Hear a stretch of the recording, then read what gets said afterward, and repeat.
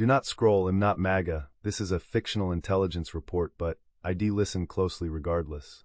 The shift you've seen with all federal law enforcement using unlawful and unethical tactics is not because they are being told to be more violent, etc. It's because Israeli intelligence and military is currently embedded with our federal law enforcement.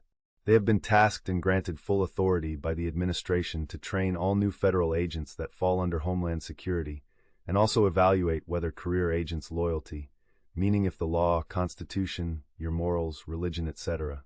If there is any doubt where their loyalty lies, they will no longer be employed, and they all know this.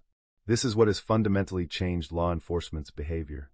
The administration no longer wants our intelligence agencies to act as they have since their creation. Right now at this moment, every leader in the FBI/CIA from director to lead agents have a current or former Mossad officer training them on how to militarize intelligence. Just think about what Israeli intelligence is the most known for. First is blackmail through illegal wiretaps on domestic and foreign organizations and individuals who disagree with what Israel is doing militarily, especially with intelligence and politically. Second is carrying out mass abductions of individuals they perceive to be a threat to Israel and detain indefinitely with no legal process, or eliminate. This often includes individuals who have never committed a crime and who Israel has zero actual intelligence suggesting the individual is dangerous. Third, carrying out large-scale surgical strikes on perceived enemies in very unconventional and illegal according to the International Court. The second part of this report is related to the unconventional pardons that sometimes seem random. Those with money can obviously buy the pardon. But what about those without money, someone like George Santos? What can he offer Trump? Loyalty, absolute loyalty, with a pardon that may secretly include a classified agreement, which states the pardon will be revoked or worse, if you betray the president in any way.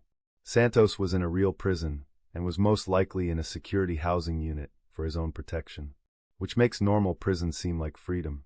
I guarantee he contacted the president through an attorney and said, "Mr. President, I am your biggest supporter. If you pardon me, I will literally dedicate my life to you." Now understand that George Santos is one of about 50 recent pardons of elected officials from both parties who didn't have a penny to offer. Expect key positions in this government to be filled by the individuals recently pardoned. Expect them all to be state-dependent positions, ambassador and deputy ambassador to nations around the world. The president then has a way to personally enrich himself, offering U.S. assistance on paper. Say it's $20 billion to a country like Argentina, which makes absolutely no sense to anyone. Then imagine that $16 billion of that money must be paid back to the president, or used on major projects the Trump and Kushner family will manage. This is not speculation, it's already happening. 2 weeks ago, Pete Hegseth announced Qatar would be buying a bunch of old F-15s, and America will now be teaching Qatar pilots to fly the F-15 in Idaho. Now look back about 4 months, Qatar offered Trump the world's largest private jet. It's literally a palace in the sky. I also believe it's completely reasonable to conclude that Qatar will only actually receive the F-15s after an off-the-books payment has been finalized. I believe it most likely has to do with Qatar becoming the first Arab nation to no longer recognize Gaza as an independent state, then support Israel's permanent occupation of Gaza. Qatar will then desperately need the F-15s to ensure it can defend itself from all Arab neighbors. Selling Qatar F-15s, a fighter that NATO countries still rely highly on, a fighter NATO has agreed can't be sold by any nation outside of NATO unless its current tech is removed. Tech that could give Russia and China an advantage so large it could literally make NATO and the EU completely incapable of defending against Russia if Article 5 was invoked. Meaning that tech would 100% ensure the war in Ukraine is won by Russia with almost no effort. Russia could then invade Finland, and in order for Finland and NATO to defend itself, they would need to literally ruin their economies and upgrade all of its aircrafts to the F-35. President Trump or someone around him is a master of the 48 Laws of Power, written by Robert Greene. Americans need to understand what the 48 laws of power are so you can begin thinking like the administration is thinking. I believe it will greatly help every single person from the press to citizens, elected officials in the military to understand Trump's personal plans and motivating factors. It's only through extensive data analysis amongst a group of people and the help of AI We can confidently say the 48 Laws of Power is the go-to manual for at least 90% of administration actions and messaging.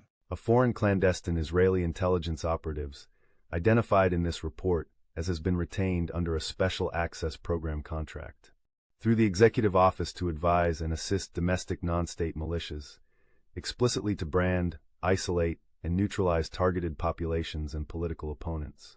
Operations are active in multiple regional nodes and appear to be coordinated centrally. Indicators show campaigns of reputational destruction, false flag incidents, and sustained use of administrative incarceration without legal oversight. The strategic objective communicated by the executive sponsor is political consolidation through the instrumentalization of security, i.e., to eliminate political opposition under the guise of counterterrorism. The potential for irreversible erosion of civil liberties is high. Human intelligence, former contractors, and 2 known whistleblowers from within U.S. intelligence, ex-operational staff with direct knowledge of consultation sessions held at the Executive Office. Media monitoring reveals a spike in coordinated narratives labeling civic groups and independent journalists as security risks that coincides with targeted arrests and administrative detentions. Pattern analysis, a series of comparable playbooks traced to foreign operations historically used to destabilize democratic opposition movements, adapted here for domestic application. We do not present or disseminate tradecraft. This report focuses on intent, scope, and likely political impact. Initiation, executive directive issued under national emergency cover.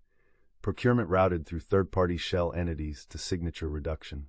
Mandate, develop a replicable framework for delegitimizing and neutralizing domestic enemies, defined by the sponsor as political opponents, investigative journalists, NGO leaders, and select civic organizers.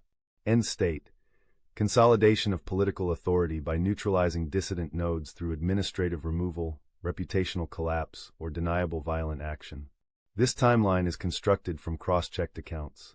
We see initial advisory sessions followed by a rapid rollout, disinformation campaigns, selective enforcement actions, and escalating use of extrajudicial holdings labeled as protective custody. There are references to a priority list. Our sources indicate that the list was provided by the executive sponsor and contains names across political, media, and civic sectors.